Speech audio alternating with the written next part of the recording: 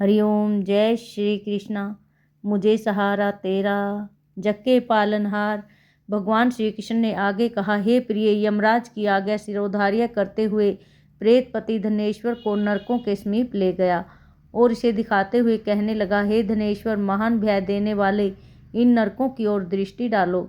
इनमें पापी पुरुष देवदूतों द्वारा पकाए जाते हैं।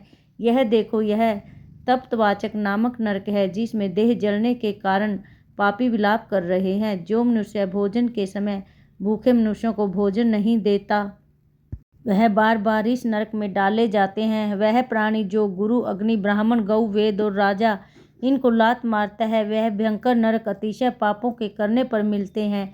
आगे देखो, यह दूसरा नरक है, जिसका नाम अंधता मिश्र है। इन पापियों को सुई की भांति मुख वाले कीड़े काट रहे हैं। इस नरक में दूसरों का दिल दुखाने वाले पापी गिराए जाते हैं। यह तीसरा नरक है, जिसका नाम क्रिकेट है। इस नरक में पापियों को आरे से चीरा जाता है। यह नरक भी असीमत्रवर्ण आदि भेदों से 6 प्रकार का होता है। इसमें स्त्री तथा पुत्रों के वियोग कराने वाले मनुष्यों को कड़ाही में पकाया जाता है।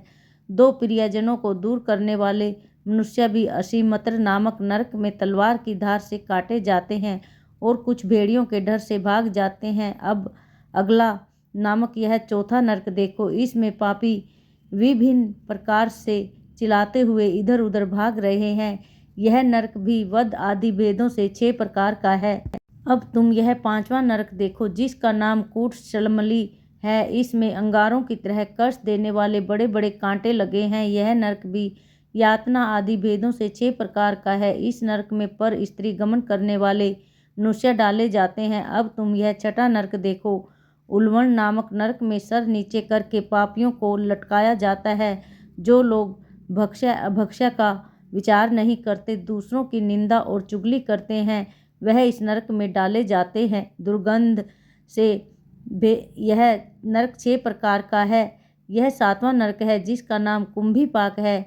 यह अत्यंत भयंकर और यह भी 6 प्रकार का है। इसमें महापातकी मनुष्यों को पकाया जाता है।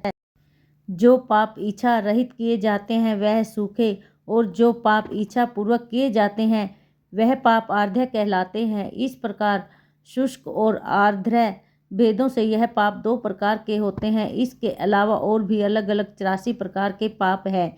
अपकृण, पांडाक्ते, मलीकरण, जाति भ्रष्करण, उपाय, अतिपाप, महापाप, यह 7 प्रकार के पातक हैं। जो मनुष्य जैसा कर्म करता है, उसे इन 7 नरकों में उसके पापों के कर्मों के अनुसार पकाया जाता है। चूँकि तुम्हें कार्तिक व्रत करने वाले प्रभु भक्तों का संसर्ग प्राप्त हुआ था, उस पुण्य की वृद्धि हो जाने के कारण यह सभी नरक तुम्हारे लिए निश्चय ही नष्ट हो गए हैं।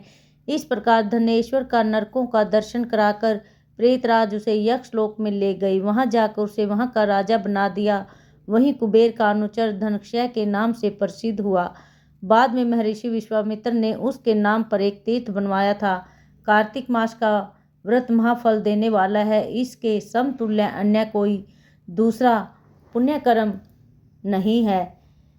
हरि ओम, हरि ओम, हरि ओम, हरि ओम। जो भी मनुष्य इस व्रत को करता है तथा व्रत करने वाले का दर्शन करता है, उसे मोक्ष की प्राप्ति होती है। जय श्री कृष्णा। हरि ओम।